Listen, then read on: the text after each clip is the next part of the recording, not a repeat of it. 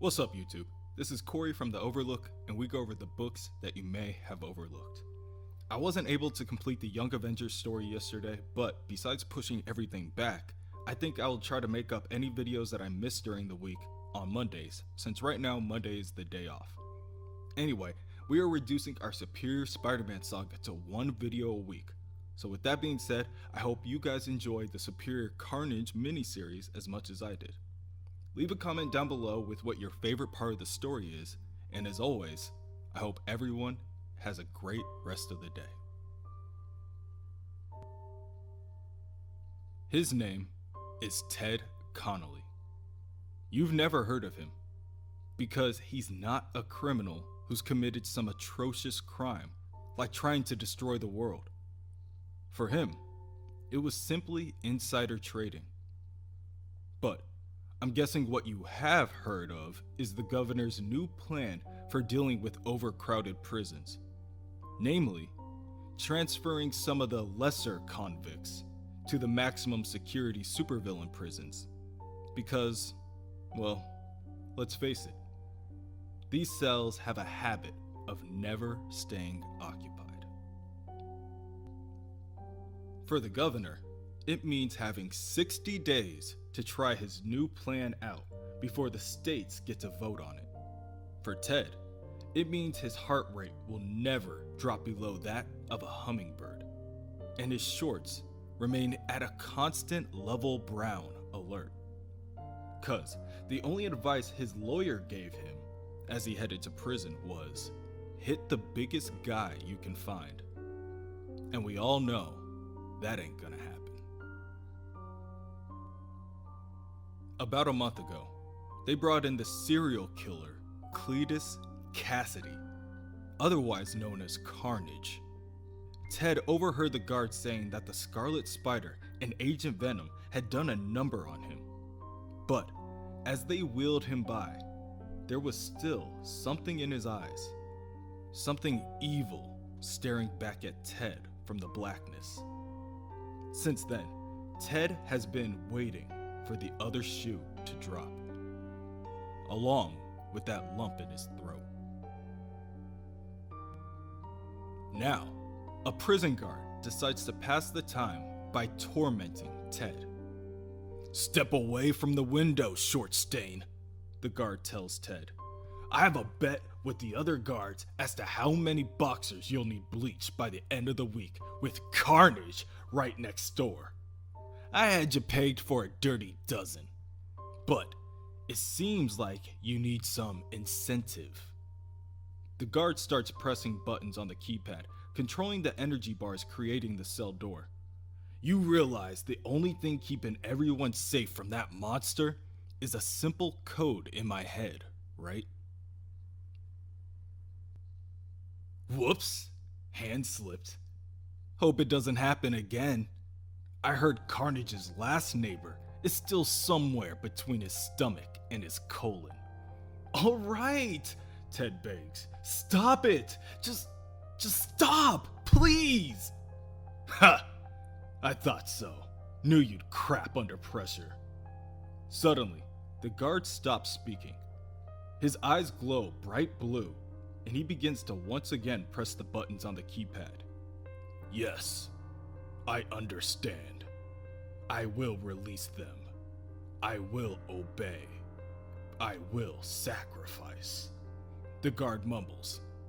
Ted, thinking that the guard is still fucking with him, says, "That's not funny, man. All right, knock it off. Come on. I said enough. Mother of God, stop!" The prison guard completes the pin code, and both the energy containment bars and power dampeners are turned off. Instantly, the Carnage Symbiote emerges from Cletus's bloodstream, and he uses his abilities to kill the guard. The sharpened knife-like tendrils eviscerate the guard, and blood flies in every direction, drenching Ted in the process. Ted screams in terror as he watches Carnage cut down each and every inmate and guard in his path. For the first time since Ted got to the prison, He feels like everyone is on an equal footing, scared and running for their lives. And despite the roster of deadly supervillains, it becomes clear who's really at the top of the food chain. Ted's legs become useless. It's everything he feared. He can't fathom how Carnage kills so many so quickly. He doesn't know how it seeps through the vents and air ducts. But what he does know is this. When you're asked to vote on the governor's overcrowded cell proposition next month, vote no. Carnage breaches Ted's cell, and Ted can't help but shit on himself. His fear is palpable. His tears run heavy. However, this does nothing but entice the monster. "Oh, so much blood," a man says while watching the events unfold from the security room. "It's like watching Game of Thrones." Just as well, this guy's thoughts were so loud they practically interfered with me controlling that guard's mind. And the wizard is no stranger to mind control. "Feast, my dear Carnage. Once you have paved the way for our exit, I will make you my slave, my agent of evil, my soldier. And do you know why?" The wizard asks the 3 guards he has hanging in the air incapacitated. The guards do not answer. They just stare at the criminal with vivid disdain. The wizard sighs deeply. "It's like pulling teeth," he says as he activates his powers. "Yes, please, tell us why," the guards mumble in a trance. "Thank you," the wizard says, patronizing the group, "because the military has been naughty. My sources tell me they've been playing doctor with a certain venom symbiote, taking the alien specimen and converting it to their liking, into a super soldier of sorts. But that's not the real crime. The real crime to me is that they failed. Because you don't harness evil and make it good. You harness evil and make it wicked." "For the love of God," says the guard hanging in the middle. "Those people are being slaughtered out there. Stop this and let us help them." "Oh, so now they're people, are they? When I blew a hole in your precious prison, you were ready to shoot whoever tried to escape. But add a bit of murder, and suddenly they're in need of help? Well, let me show you someone in need of help." The wizard produces an electric whip and wraps it around the guard's neck. "You haven't got the guts," the guard spits. "Dad, shut up," pleads the guard on the right. "This boy is your son." "You keep your hands off him." "Admirable. My son is also becoming a man, and I wish to gain his respect by having him work by my side. Not by forcing him this time, but by reclaiming my rightful position as the leader of the most feared group of villains. And with Carnage as my cornerstone, my boy will yearn to become a member of the Frightful Four?" The guard interrupts. "Right, big surprise. What is this, your 16th version? Why don't you just call it the Pussycat Dolls and get it over with?" The middle guard's son pleads with the wizard to show compassion, stating that his father doesn't know what he is saying. The wizard has the guard in the middle float upward, causing him to forcibly strangle himself with the wizard's whip. "I will show compassion when it comes to my own family, but I will not let him suffer alone." He then shoots the 2 other guards to death with the guns in his gauntlets. All 3 of the bodies drop to the ground, and the wizard returns to gaze at the screen, stating, "And now, to tame the beast." He leaves the room and confronts Carnage as the monster decapitates an inmate. "Cletus Cassidy," he points, "I am the wizard, and while your strength may be massive, your mind is now mine." The monster drops the skull in his hand and rushes the wizard. The wizard attempts to activate his mental manipulation abilities, but finding Cassidy's mind within the madness proves challenging. "A little closer," he says, waiting for Cassidy's thoughts to present themselves. "Closer?" "Good God," he stammers as Carnage gets even closer. "Your brain is gone!" Carnage roars as he grabs the wizard by the helmet and smashes him through a nearby wall. "Heaven help me!" the wizard begs as he realizes his folly. He begins to crawl away, mumbling, "You don't understand. The Frightful Four. You were my secret weapon. You were my master plan." Carnage grabs the wizard by the neck and prepares to eat his head right off his body. "Carnage!" a voice bellows from behind before they blast Cassidy with their weapon. A wave of sound energy radiates forward and makes contact with the monster, catching it by surprise. Cassidy yells in agony as the symbiote attempts to escape off the criminal as every atom of it writhes in pain. The attack continues for some time until both Carnage and Cassidy are left unconscious on the ground. It takes a moment for the wizard to once again regain his composure. The sheer brute strength of the symbiote monster is something he could have never understood before this first-hand experience. But no matter, one must always have a contingency plan. As the wizard picks himself off the ground, he's greeted by Ulysses Claw, the sound-based superhuman. Carnage will most assuredly be the linchpin in the wizard's new Frightful Four. But luckily, Cassidy wasn't his first recruit.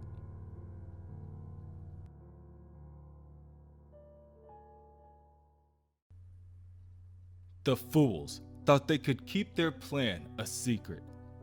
They thought they could turn the killer symbiote known as Venom into a goody super agent by attaching him to a decorated officer named Flash Thompson.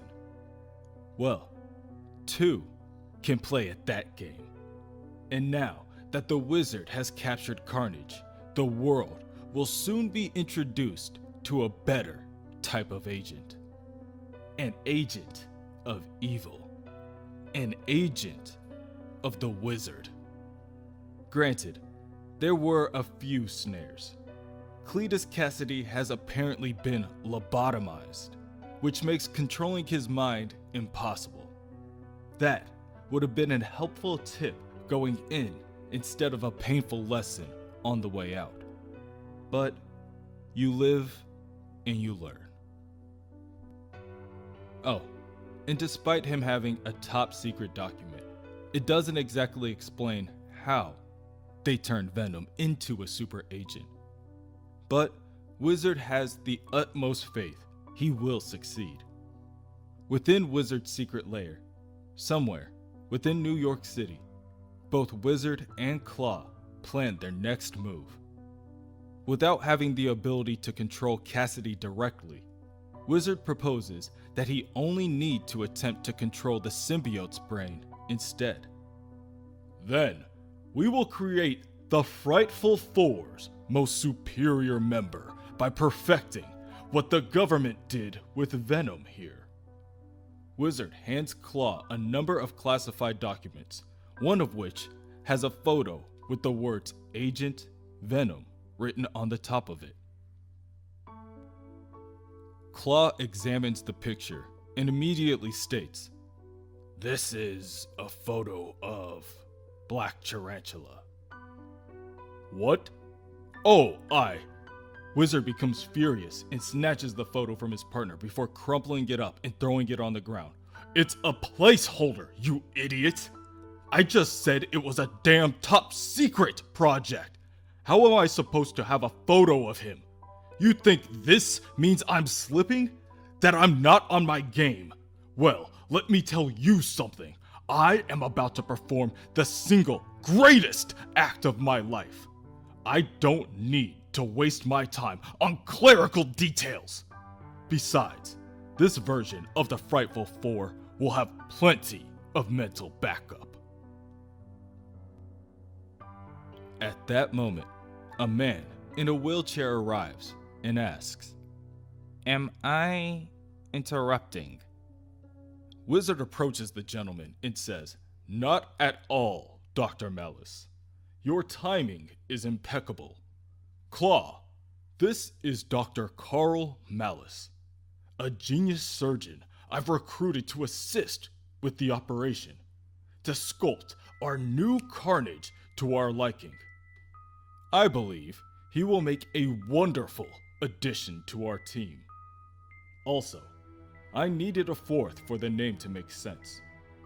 The universe hasn't been kind to the good doctor. He got involved with the wrong crowd, and they paid him back by placing him in that chair. Out of reach, I'm afraid, of even his own surgical abilities. But you know what they say about karma. When someone screws with you, you pay it forward." Wizard proceeds to approach the unconscious body of Cletus Cassidy, which he currently has tied up with chains under the constant bombardment of sonic devices specifically made to stall the symbiote within him. "Now, let us begin, shall we? I believe I owe someone a beatdown. Lower the platform," he instructs Claw. "Only this time, I'm coming for the alien symbiote brain. Aren't I, Carnage? Unchain him." Claw follows Wizard's instructions, and it is followed by one more order. "Turn off the sonic cages." Claw pulls a lever which ceases the sonic bombardment, and the symbiote begins to pour out of Cassidy's skin. "And now, dear Carnage, prepare to be my servant." The reddened, blood-like tendrils begin to surround Cletus Cassidy, and once again, he is transformed into Carnage. At once, Carnage runs towards Wizard and begins to attack the villain. Wizard begins to yell out in pain. Claw does nothing but watch. "Mother of God, help him!" Dr. Malice tells Claw, but Wizard tells the both of them that this is his fight. He continues to take a beating from the monster while attempting to stop the beast using only his mental prowess, trying his hardest to keep Carnage's focus. "Do it! Make me earn it!" Carnage lifts the wizard up to examine what even it would have to believe is a strange man, and once again bares its fangs. Wizard then catches Carnage off guard by sneakily using his dual gauntlets to fire off a number of close-range bullets in order to get the upper hand. Carnage falls to the ground momentarily before leaping back on its feet. In its rage, Carnage begins to transform. It morphs itself in order to eat the wizard whole, its teeth now the size of kitchen knives. At last, Claw steps forward. His right arm transforms into a sonic cannon, and he fires off another sonic attack, which easily dispatches Carnage, leaving the monster unable to move, until it withdraws back into Cassidy, and he falls to the floor, unconscious. "This is my monster to tame! No!" screams Wizard, putting a stop to Claw. "I won't have another of my creations taken from me! Not another one! Not like my Bentley! Not like my boy! You'll help me, won't you, son? Look at you! You've gotten so big!" Dr. Malice watches Wizard limp away and looks to Claw, asking, What the hell have I gotten myself into? History in the making, Dr. Malice. There's something you should know, Claw. Rumor has it that the last time Wizard tried to take back his son, Black Bolt punished him by doing something to his mind, screwing with his electrons, triggering some sort of dementia that would render him harmless. The problem is, there's a fine line between mad genius crazy and I'm losing my mind crazy. And I can't tell where we stand. Have you witnessed any signs of dementia? Claw looks down at the ground and sees the crumbled photo of the black tarantula, mislabeled Agent Venom, and replies, No. Dr. Malice continues, Don't get me wrong. It takes a lunatic to come up with this plan. And if it works, we'll all be sitting pretty. But if this is all just a delusional idea from a sick person, we need to get the hell out of here right now. All the while, Wizard continues to limp forward in order to pick up his fallen helmet. Rest assured, Doctor. Both my plan and my intellect are very much intact, as is my hearing, thank you very much. So, let me be clear. You are free to go if you wish, but keep in mind I will succeed. And it's in your best interest to be here when I do, because you know what they say. Whatever doesn't kill you will come back again until it does. Now, let's try this again. The next few attempts go just about as well as the first. Dr. Malice tries to reason with Wizard that this isn't working. They need to stop. They have tried 4 times now, and each time it nearly kills him. No, Wizard snaps. It will work. It has to. Why can't I control his mind? The doctor tells Wizard. With all respect, there are 3 geniuses in this room. And 2 of them say that they need to forget this plan. Wizard looks over to Claw and asks, Is that true, Bentley? Has my own DNA forsaken me? Claw stutters back. I'm Claw. I know who you are, you moron. I was talking to myself. Why can't my brain crack this? What am I doing wrong? You're attempting the impossible. Dr. Malice waves a folder full of files in the air. According to these files, Venom's symbiote was not attached to the host's DNA. That means they could put it on whoever they wanted. But Cletus Cassidy has the symbiote flowing through his bloodstream. It's part of him. So, unless you can transfer the symbiote to someone whose brain is actually working, you will never be able to control this beast. Think, damn it. Think! There must be something we're missing. They took a stupid symbiote and stuck it on an average man. Below average, even. He's handicapped for crying out loud. What? Dr. Malice asks quietly. Doctor, that's it! We need someone's mind to control. And your generous contribution to science is going to secure the Bentley Whitman legacy. Prepare him for the transfusion.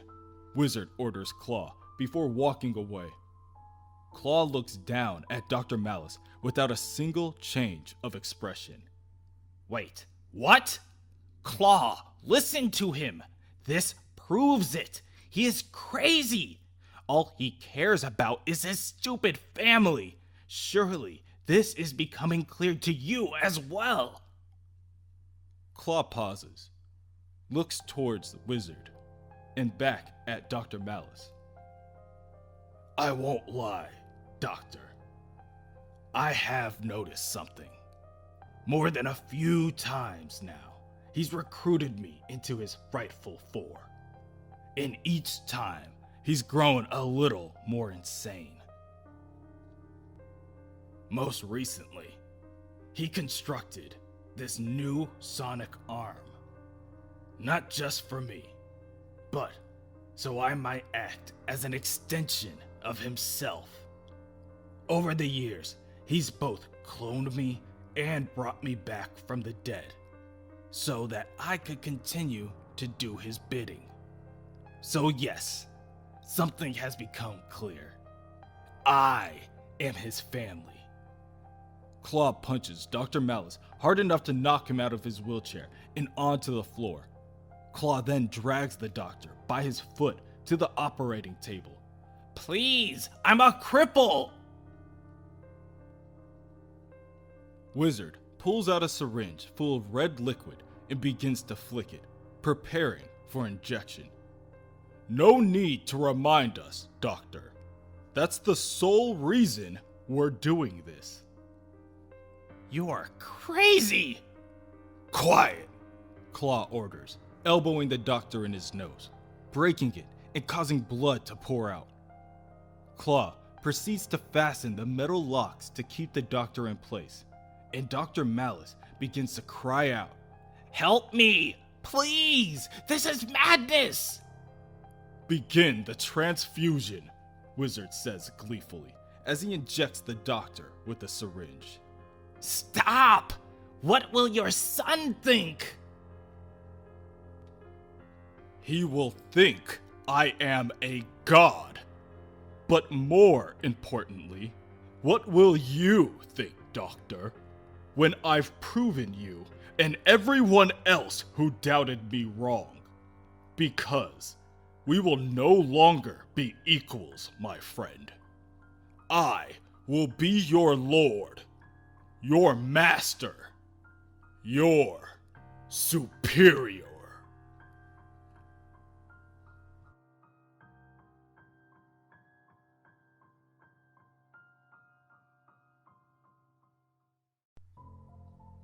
Dr. Carl Malice, the brilliant surgeon recruited by the wizard to help turn Carnage into his own agent of evil. What Carl didn't know is that the wizard himself might be losing his mind.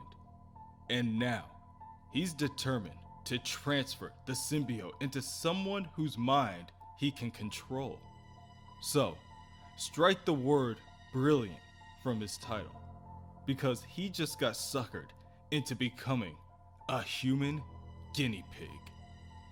The doctor's screams in pain become distorted as the viscous red sludge covers his body. Yes, it's working, Wizard cheers. Unleash him and let me at him. Claw releases their creation from his bindings, and Malice leaps up and shoots his arm out like a pincer and shatters Claw's sonic converter.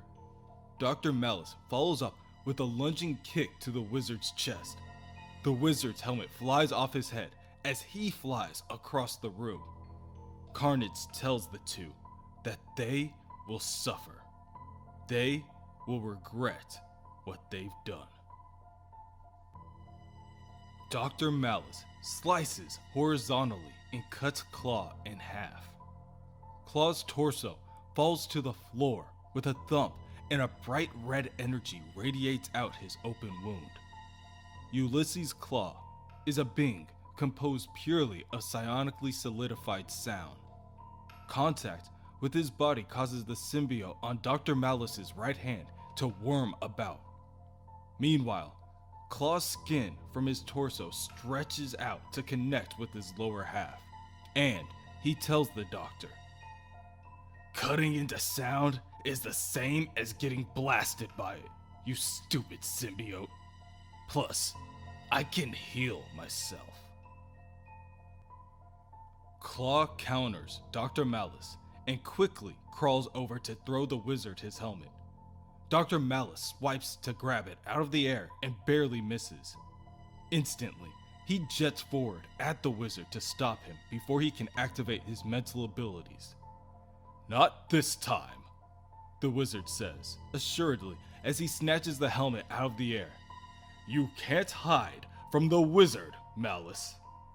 I can get into every nook and cranny of your mind. I know your thoughts, your secrets." Really? Amanda Bynes. Dr. Malice screams in pain, and the symbiote goes mad as the three voices in his head fight for control. There is so much anger, he can't focus. "Give in to me." The thoughts aren't even his anymore. The wizard, the symbiote, him, all competing to become superior Carnage. "Finally," Wizard cheers.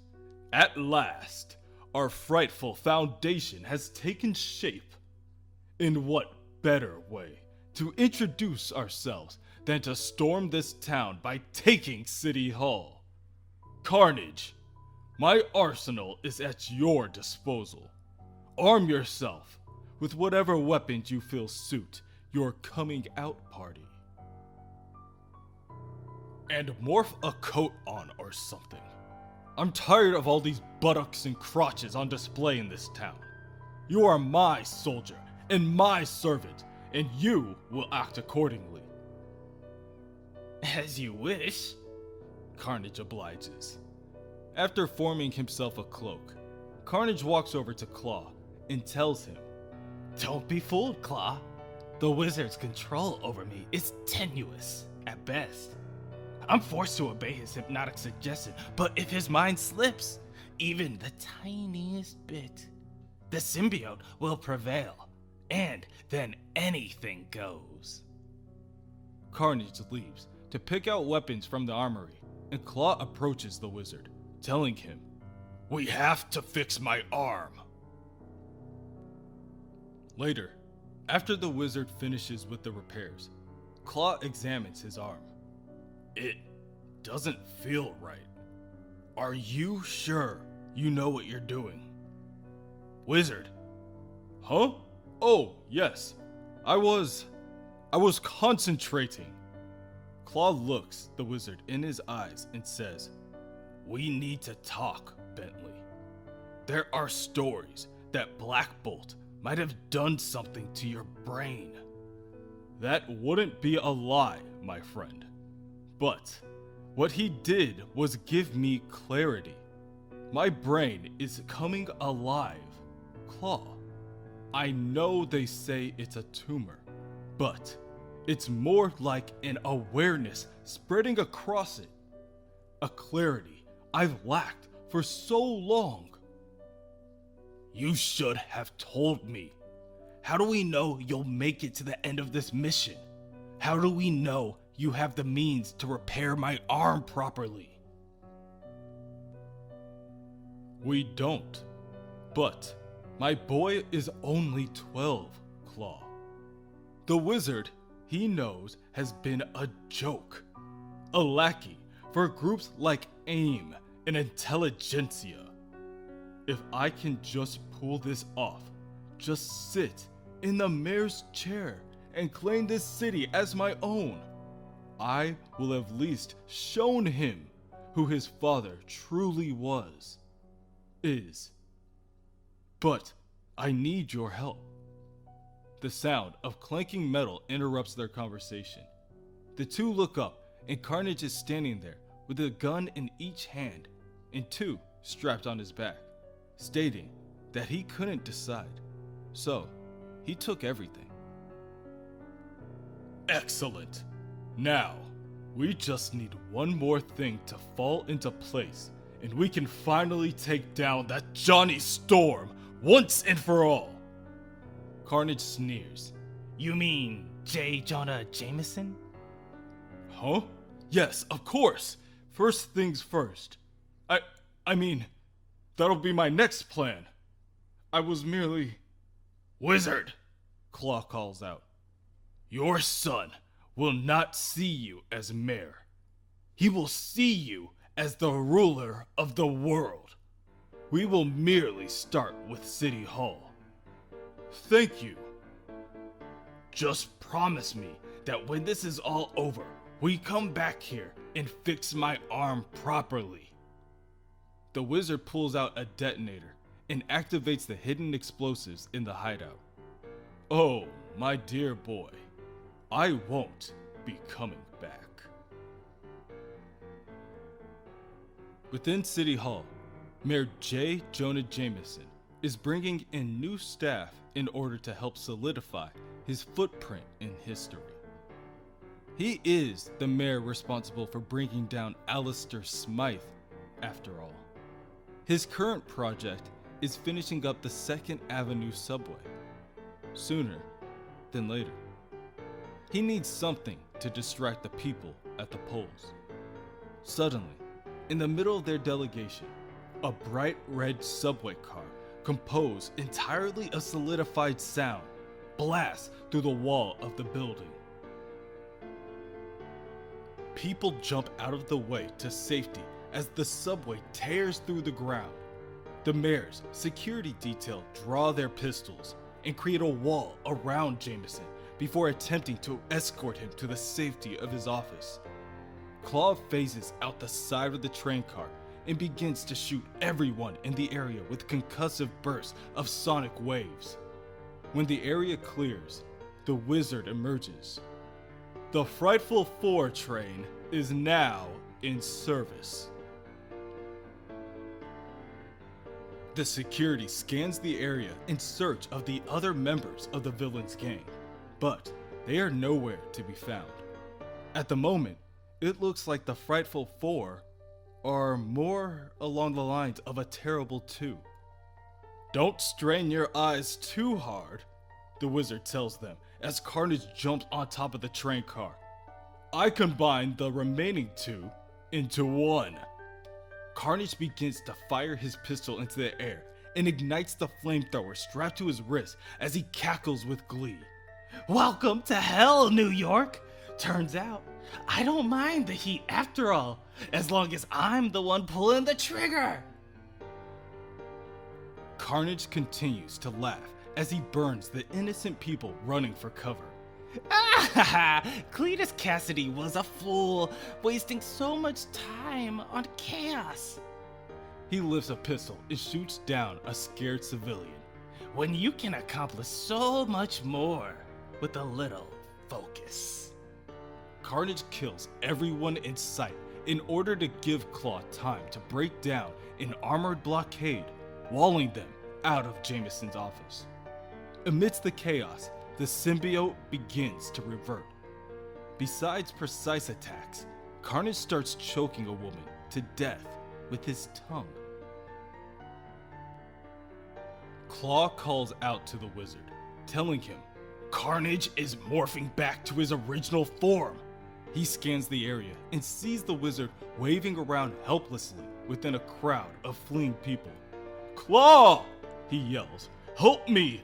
I don't know where I am! Claw jumps across the room and lands right in front of the wizard before looking down and calmly telling him, We're attacking City Hall. You're doing it. You're doing it!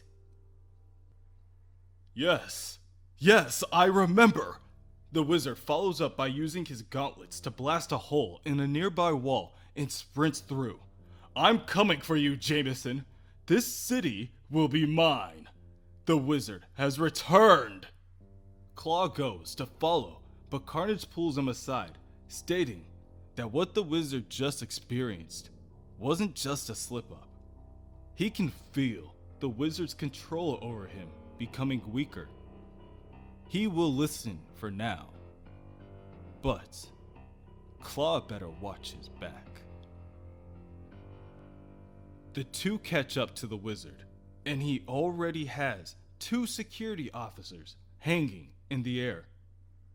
These men didn't believe me when I said the wizard was able to harness the destructive power of Carnage. Tell them who you answer to. You, my master. Carnage complies. Did you catch that? Now, show them what I can make you do. Carnage slashes at the 2 men, cutting them apart and spraying blood everywhere. I meant blow the door down, the wizard scowls. Oh, Carnage says as he lifts a weapon and begins to fire at the door to the mayor's office. Force of habit. Bullets fly and break down the wooden door. The wizard steps in. Your term is up, Jameson. There's a new mayor in town. To the wizard's surprise, Jameson is nowhere to be seen. Just 2 armed spiderlings and Spider-Man sitting with his feet kicked up on the mayor's desk, telling him, "You know why they say you can't fight City Hall? 'Cause City Hall fights back."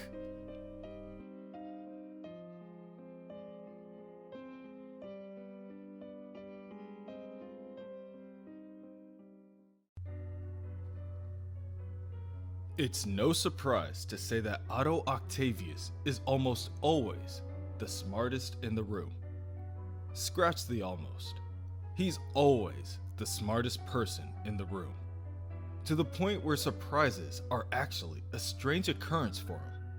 When Otto beat the 1,000,000,000,000 to 1 odds of successfully transferring his mind with that of the original, or should we say, inferior, Spider-Man, he was not surprised. When Otto heard that another aging villain with only days to live was attempting to secure a legacy of his own, he was also not surprised.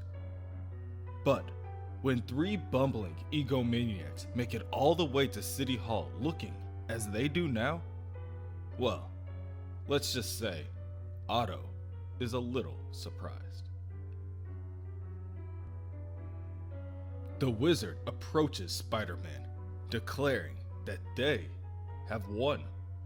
City Hall is theirs, and the world will soon know about it. Spider-Man tells the wizard that he is a fool. Spider-Man currently has a spider patrol equipped with sonic weapons that can detain the symbiote, Carnage, in seconds. Plus, their headgear is lined with enough material to protect them from anything Claw can dish. Spider-Man continues to monologue, and this gives Carnage enough time to produce a number of weapons. A pair of shuriken seep out of Carnage's palms, and he sneakily throws them across the room. The projectiles make contact and decapitate the 2 spider patrolmen holding the villains at gunpoint. As their bodies fall to the floor, Spider-Man leaps to the table. The wizard cackles as he aims his gauntlet in the wall crawler's direction. "Have we gotten your attention?" he asks as he fires an energy blast. Spider-Man barely dodges the attack. Instead, the blast hits the mayor's desk and destroys it. Splinters of wood fly across the room and clutter the air. Spider-Man zips to the wall before telling the wizard, "All you've gotten are my minions, wizard, and under my skin." At that moment, Carnage produces 2 automatic weapons and begins to fire at Spider-Man.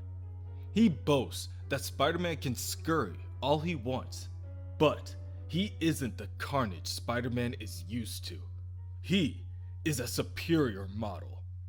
Spider-Man does what he can to dodge the bullets, but it doesn't take long for Otto to realize that he is at a disadvantage. The symbiote doesn't alert his spider sense, meaning Otto's reaction time isn't quick enough to stay on the defensive. Spider-Man lunges forward, dodging a barrage of bullets, and sprays a web in Carnage's face to blind him before flipping across the room. He bounces around before he is able to attack both the Wizard and Claw at once. He kicks the Wizard in his throat to create distance and uppercuts Claw to throw him off balance. Claw fires his sonic weapon in retaliation, but Spider-Man dodges and webs Claw in order to direct the attack in Carnage's direction.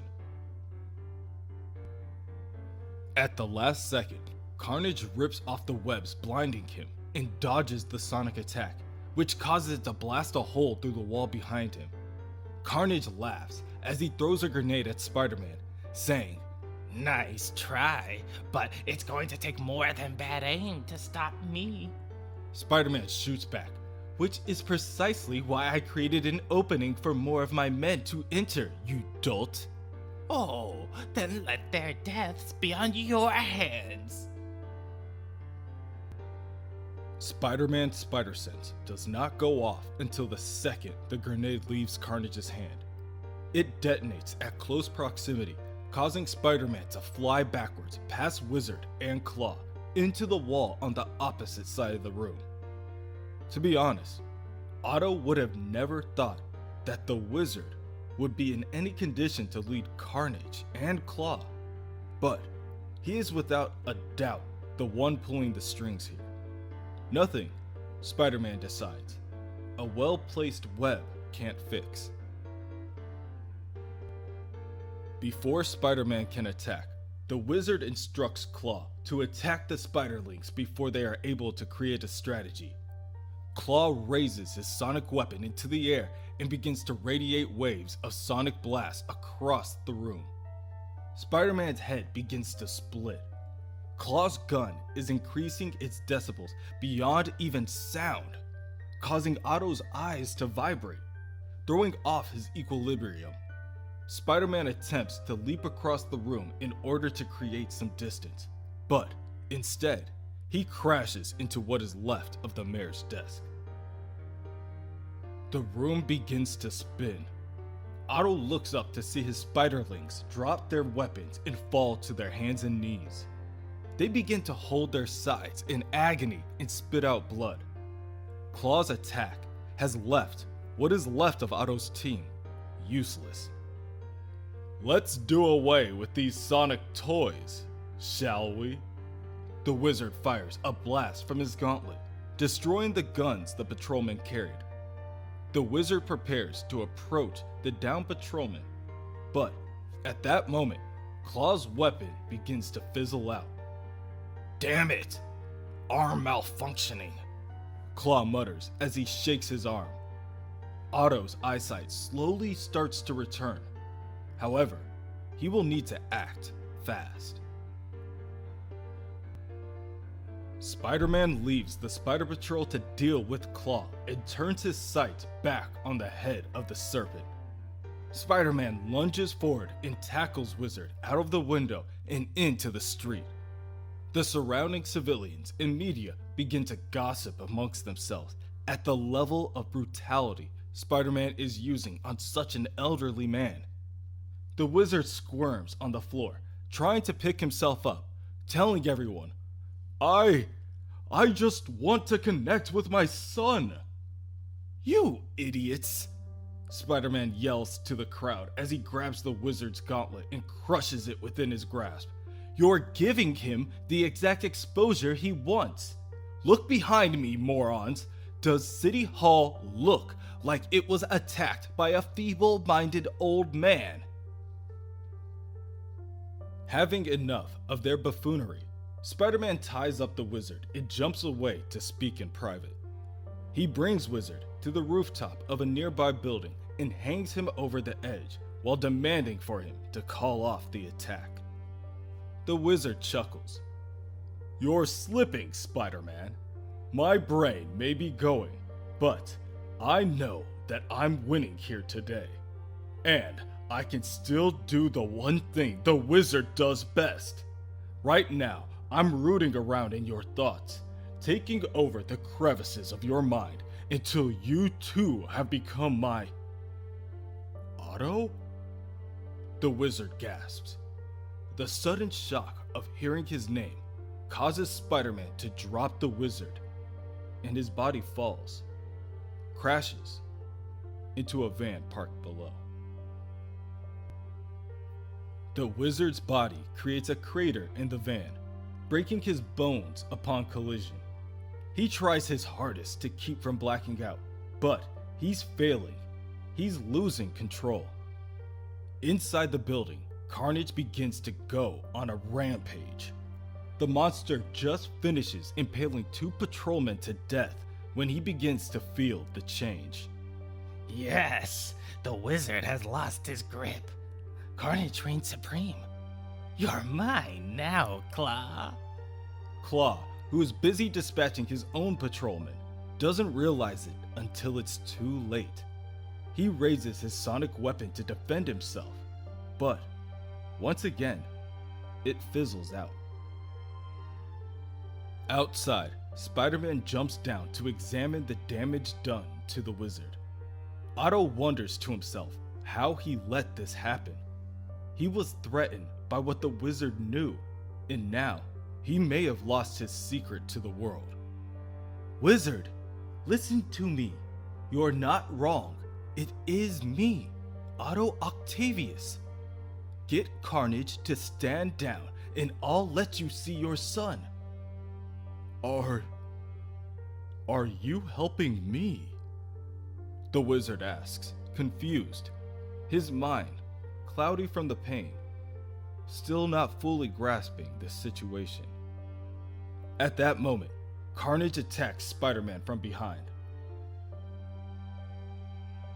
Once again, Otto has forgotten the symbiote doesn't set off his spider sense.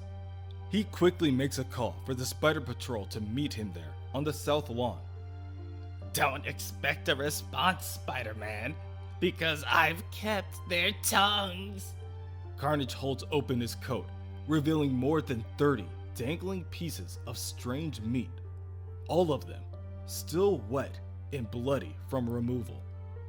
Spider-Man rushes the symbiote, and the two begin to attack back and forth.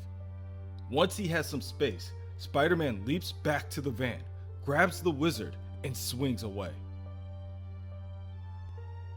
Spider-Man attempts to shake the wizard to his senses so that he can regain control of Carnage, but before he can, Claw tackles him out of the air and slams him into the wall of a nearby building. "Get off of him!"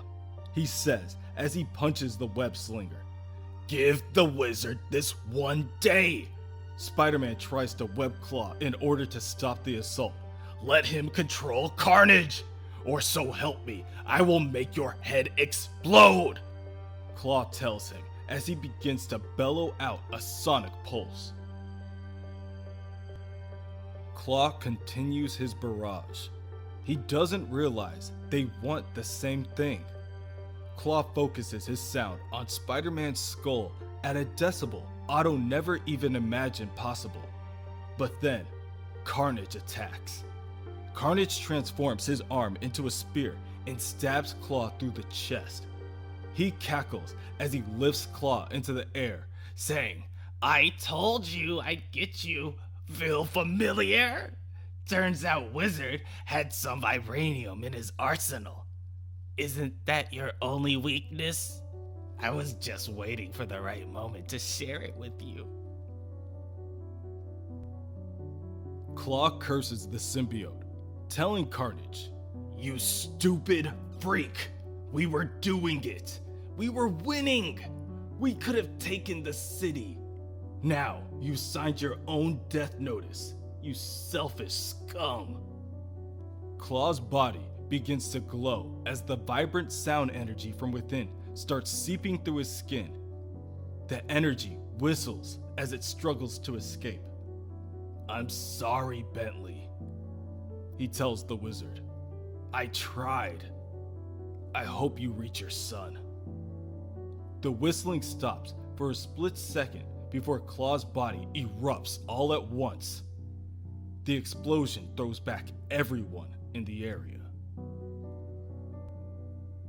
A few moments later, Spider-Man wakes up, covered in dust and debris, his ears ringing. He attempts to push himself to his feet, but he can barely stand. Claw erupted like a sonic bomb, taking everyone down, including Carnage. Spider-Man looks over to the now dead body of Dr. Malice, and Otto realizes that he doesn't recognize the man at all. Admittedly, it isn't Otto's finest hour, but the city is protected, his secret is safe, and the planet has been cleansed of 3 more supervillains. Right now, Spider-Man decides the important thing is to find the symbiote and contain it before it can do any more damage. Suddenly, Spider-Man hears the voice of the wizard behind him, asking, "Am I dead? I feel wet." Spider-Man looks over to see the symbiote drenched on the villain like a thick coat of blood. "Are these my guts? I feel funny, like something's trying to take over my mind."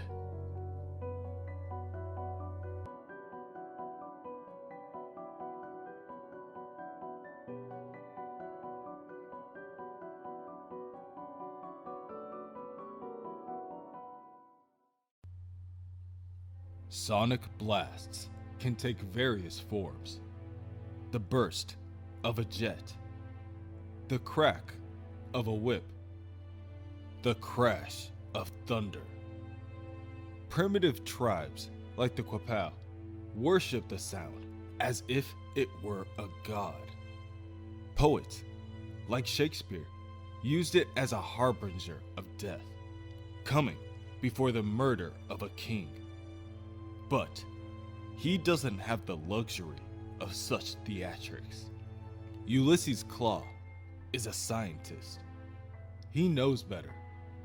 He understands that it's just atmospheric instability, the result of unstable elements becoming trapped. And that's where they went wrong, because when they captured Carnage, they forgot he was an unstable element. And that's the thing about elements. No matter what form they take, the results are always the same. For all intents and purposes, Ulysses Claw is dead. Being made of sound, however, means his particles have been returned to the sound wall, the acoustic fabric that binds the universe together. On one hand, it seems like heaven, because he can see things on a different plane. On the other, it seems like hell, because he's retained his anger and regret for not protecting those left behind. But being part of the sound wall gives Claw new perspective, a distance from where he can observe where they made their mistakes. Because similar to how it takes sound from distant planets various years to reach Earth, sound from across time are just now hitting his consciousness. From what seems a lifetime ago, the roar of a symbiote abandoned by its parent crosses in front of him. From a few moments later, a sigh of relief as the creature finds a suitable host arrives in Claw's aura.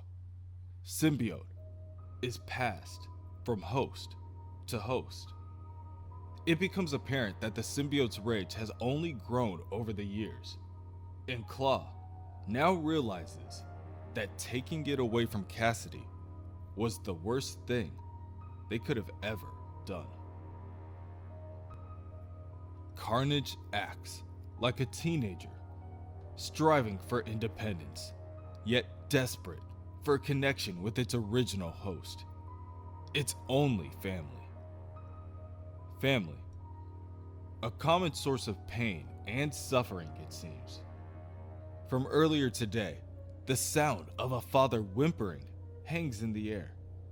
From seconds ago, Claw catches a gasp of a child seeing his father in new light. And from this very moment, the plink of the proverbial light bulb goes off as Claw realizes that the wizard and the symbiote are angry about the same thing, which doesn't bode well for anyone. Outside City Hall, it begins to pour. The lightning cackles in the background, so loud it wakes up Dr. Malice from his slumber. What happened? He asks as he scratches his head. Spider-Man sees the doctor and tells him to stay down. Spider-Man then looks across the street and sees the wizard covered in the Carnage Symbiote, lifting a car, bellowing, "Where is my family?" The wizard tosses the car at Spider-Man and the hero barely stops it in mid-air with a net made out of webbing. With little time, Otto makes a call to any remaining Spider Patrol members to bring the flamethrowers to the South Lawn. The wizard has become Carnage. Most of Otto's traps have been wiped out, and it's raining. At the moment, it seems Otto has purged everything of Parker except his luck. The wizard turns his arm into a blade and slices down at Spider-Man. "You promised me my son," he says, losing himself to his rage. "That wasn't the deal, wizard. I said I'd deliver him if you help me control Carnage." "Well, I did one better, didn't I? I became Carnage." Spider-Man kicks the wizard back. "Then turn yourself in. The symbiote killed your friend Claw, you imbecile.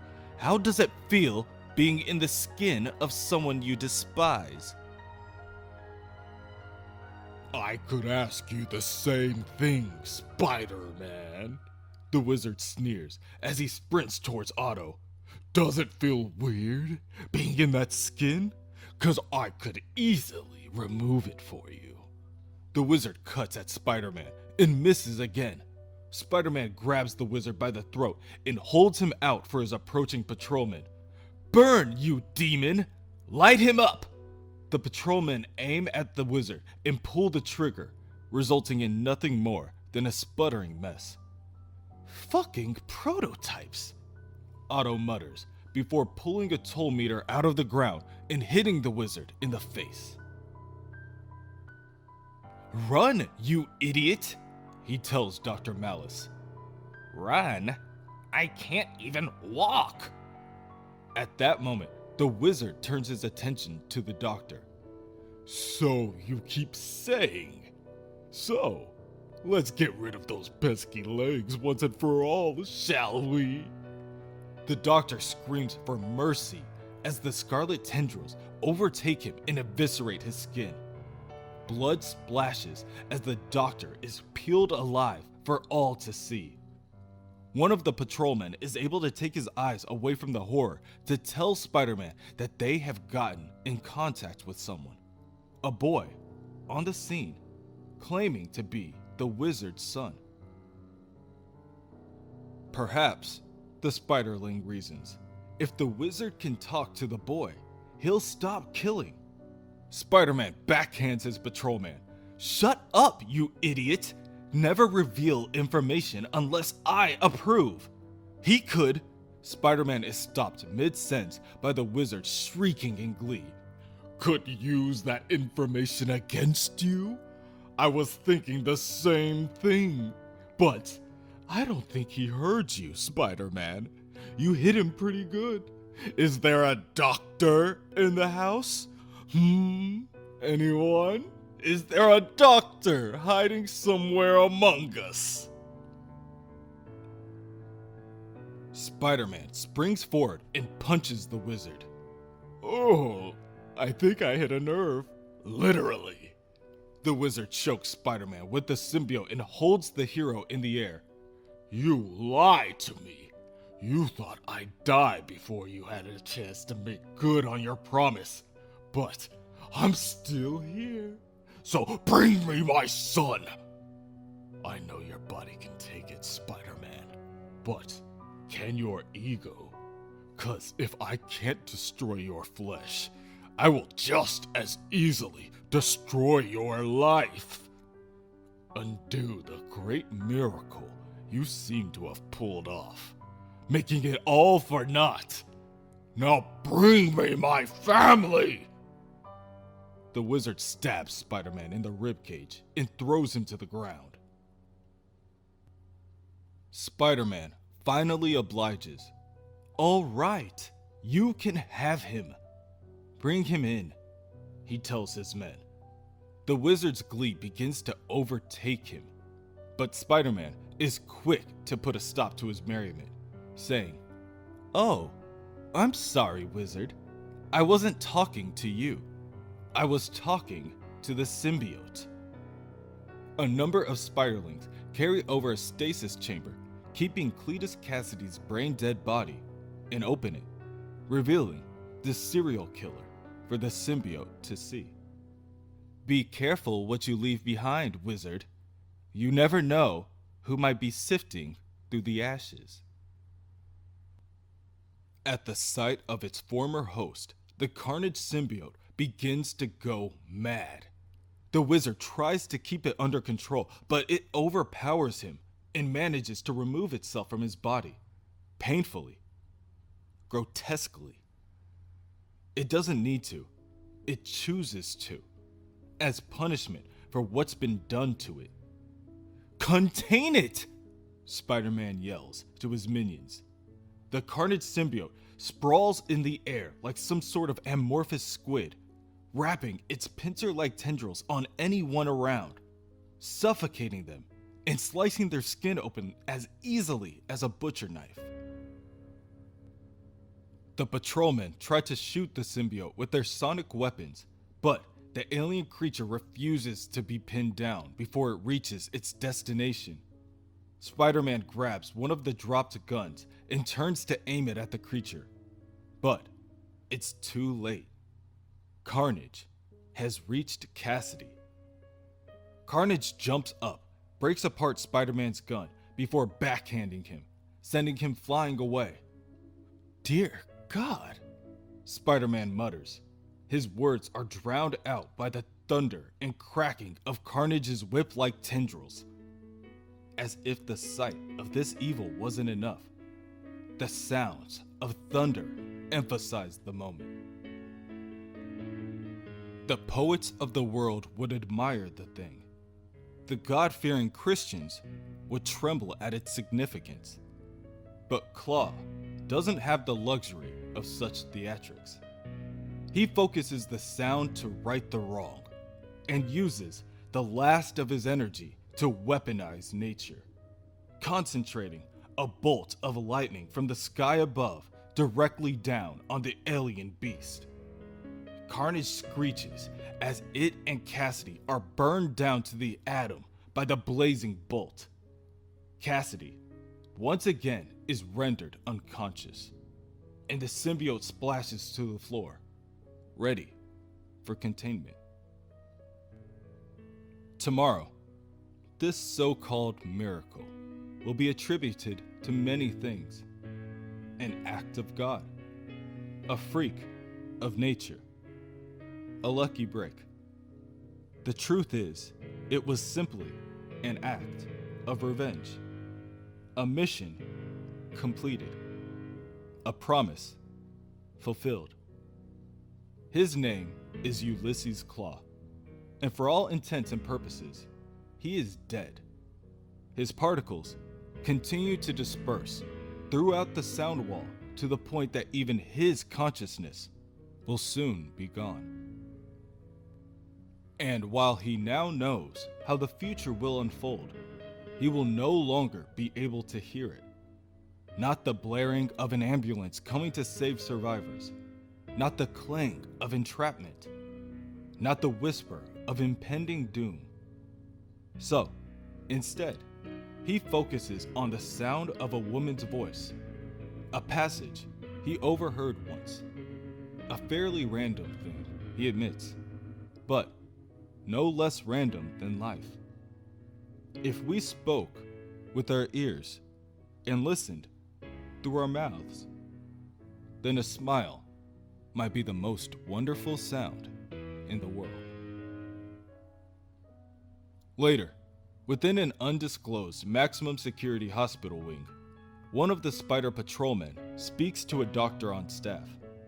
The doctor tells him, "The wizard's dementia seems to have halted.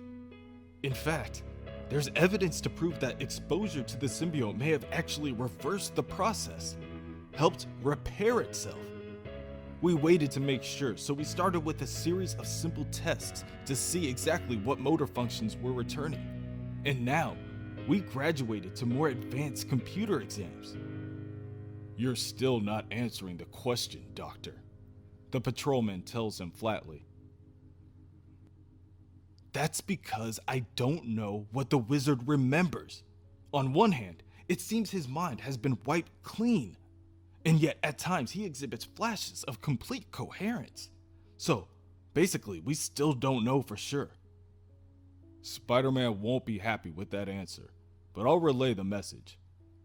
The patrolman turns to leave, but stops on his heel before he goes. "Wait, did you say exposure to the symbiote may have repaired his brain?" "Yes." "Why?" "No reason.